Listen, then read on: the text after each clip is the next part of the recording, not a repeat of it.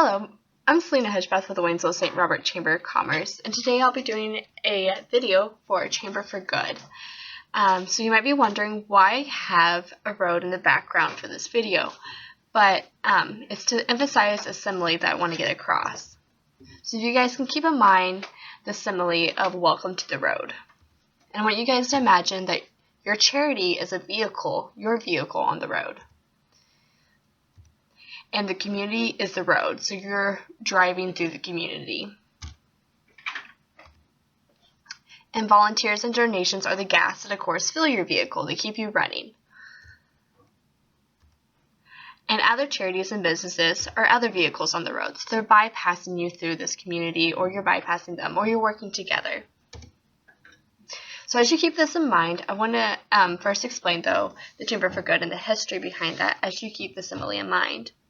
David Moss, the man on this picture, was elected as CEO of the Chamber of Commerce in 2009. Mr. Moss had the idea of implementing a co-op for nonprofit organizations. He noticed that nonprofit organizations were keeping up with other businesses, so he designed the Chamber for Good and launched it in 2013. So in other words, nonprofits were doing okay, but they're still getting bypassed by other chamber members, so just regular businesses and stuff like that. And they were trying to find a way to help nonprofits keep up with these other members. David Moss even quotes that the Chamber for Good allows chambers to have the tool to co-op them, build a home within the Chamber of Commerce that is particular to their needs and allows them to engage with the local community. So why did the Chamber for Commerce decide to provide this boost? Obviously, it was created for nonprofits, but why did the Chamber of Waynesville-St. Robert Chamber of Commerce think it was particularly important for our chamber to participate? Well, Mrs. Celia Murray, the executive director here at the Chamber, said that the Chamber felt it was important to offer an added benefit to nonprofit members, as well as having one central location for volunteer opportunities in the community. So what are these boosts that you can get? Or what's the benefit of these boosts? Well, you receive all the benefits that will be mentioned without losing any of the benefits that you receive as a member, which is really important to note. It's better for the community. Obviously, when our nonprofits or charities are doing better, our community is doing better. And it strengthens the network between charities, which is better for the charities, which is better for the community. This program also allows for an intermittent network that allows charities to strengthen each other. So what are the benefits that you can get?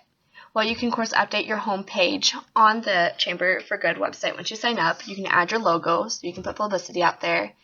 Add a link for people to submit donations to, so that's really nice. You can add items needed and add volunteers needed. So there's links of where it shows you how to add items needed and add volunteers needed. You can also add upcoming events onto the calendar, so if people are looking for a particular event, or if you're hosting something, you can of course add it there.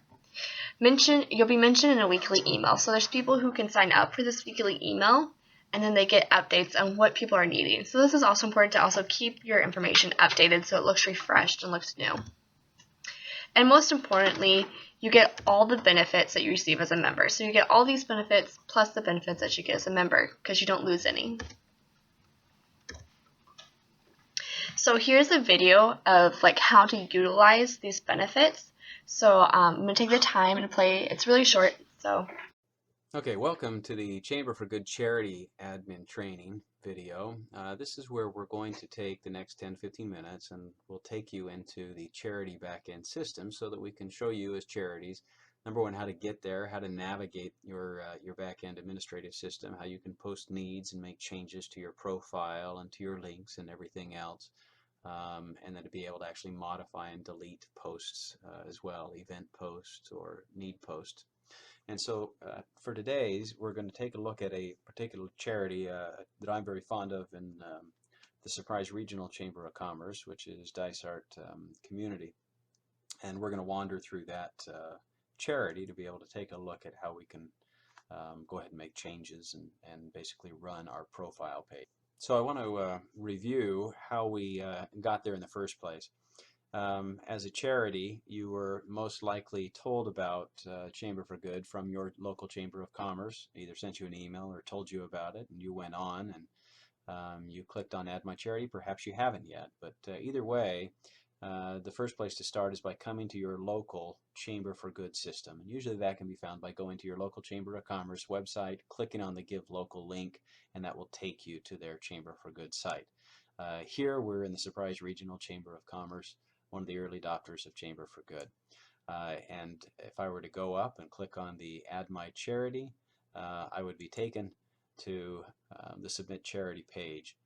And it's important once you get here to recognize not only do you need to complete some information, but this shaded box, that is the eligibility statement that has been determined by your Chamber of Commerce. And so if you do not fit into this category, if you don't fit into this definition or eligibility statement, you are not eligible to be on the Chamber for Good site. And that's a conversation you'd need to have with your local Chamber of Commerce.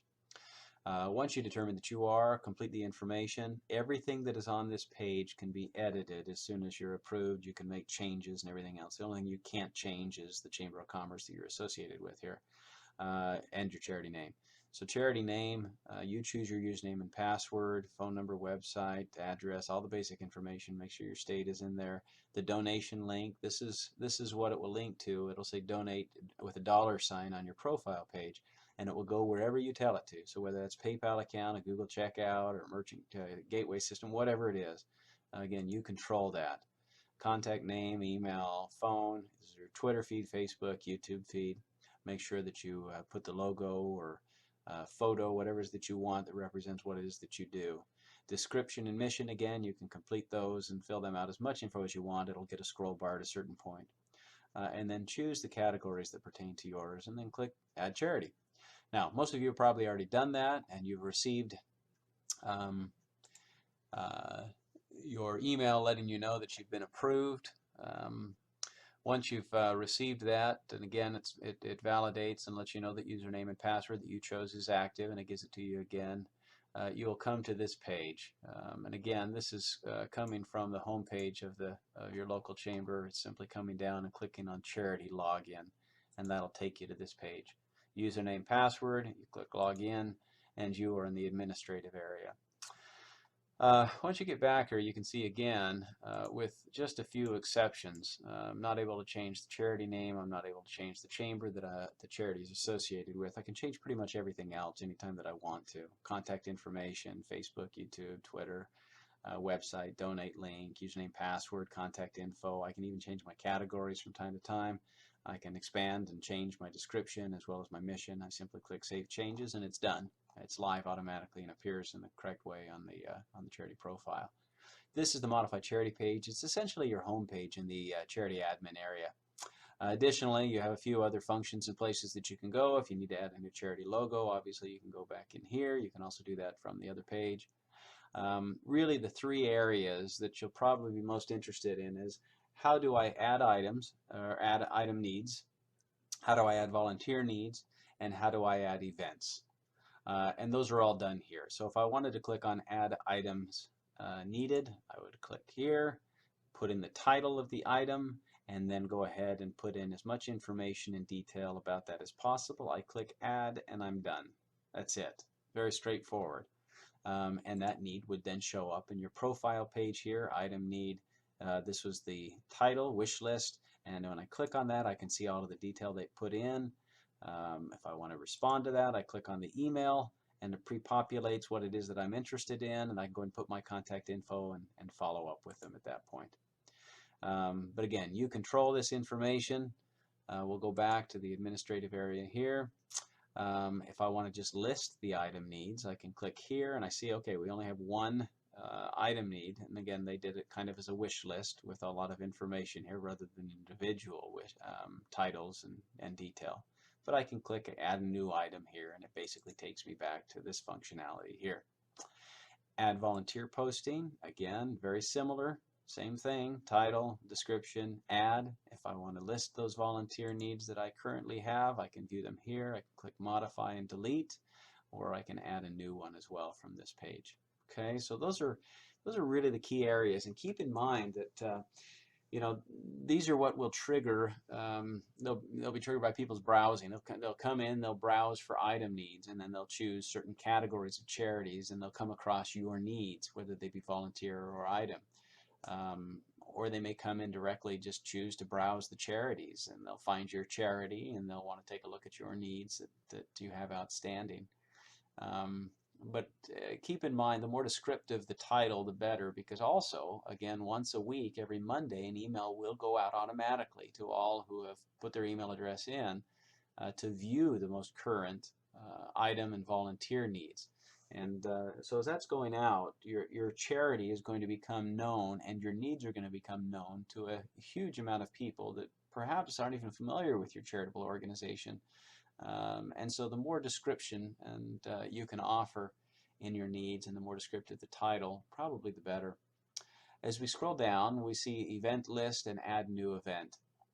And again, this is you as a charity, once you're approved, have the ability to post something on that event calendar. And that doesn't go into a pending status to be approved or anything else. So it is it's a wonderful tool. The Chamber has the right to modify those things or even delete them if you abuse the privilege, but we prefer to give the charity that exact or that direct access. So as you come in, type in the title, the description of the event itself, start date, start time, end date, end time, and then any image associated with it. Click add. That's it. You're off and running. If I want to go ahead and click on event list, all right, WSR currently doesn't have any events that they've listed in part of the calendar, but if they did, they'd show up in this area here. Anytime I want to, I can go back to the Modify Charity area. So really the main places that you're going to find yourself are in the Modify Charity. And again, any information that I change here will be changed here. So this outer edge here, okay? And then any information that I change on the Add Items, Add Volunteer, those will appear down here. The Donate link is always here and very visible. And of course, if I don't have a Twitter or a YouTube account set up here, then those icons will not show up, as they're currently not doing for WSR, but they do have Facebook and a Donate link. Okay, so that gives you a good overview of the system and an ability to get in and make some changes. And again, once you're approved by the Chamber of Commerce, you'll have immediate full access to all of this. Make sure it's up to date. Make sure you don't leave postings in there that are no longer relevant, or items needed that you no longer need. Whenever possible, add multiple titles rather than a single title with a whole bunch of things listed. It'll grab the attention of the browsers and the people that are taking a look at things a little bit more effectively. You as charities, again, you can always contact your Chamber of Commerce to help you out, but if you have a technical issue of any kind, something not working or it's not functioning correctly, or if you have questions, please never hesitate to contact us at support@chamberforgood.com. We want to help you out. We want to see your charity receive a great deal of visibility and to receive some new giving relationships, and so does your Chamber of Commerce. If you ever have questions, please let us know, and thank you and best of luck. So I hope that was useful for you guys. I hope now you guys know how to utilize those benefits, which is really important to do. So another focus we want to hit is communicating on the road. Lisa Thomas, one of the workers here at the Chamber of Commerce, mentioned that you turn on your signals and you let people know where you're going. Just as you would on the road, you would let people know where you're going in your community.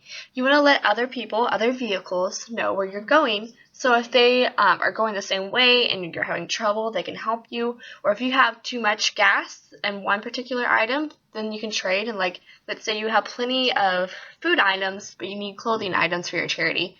And another person has plenty of clothes items, but they don't have enough food items.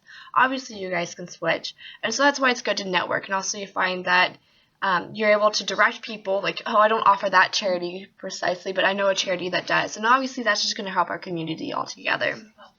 As said, the Chamber for Good allows to communicate with other vehicles, where you can plan on going. Therefore, when you're on the same path as other vehicles, you're able to support each other on the road. So not only should you be connecting with nonprofit organizations, but you should also be networking with businesses.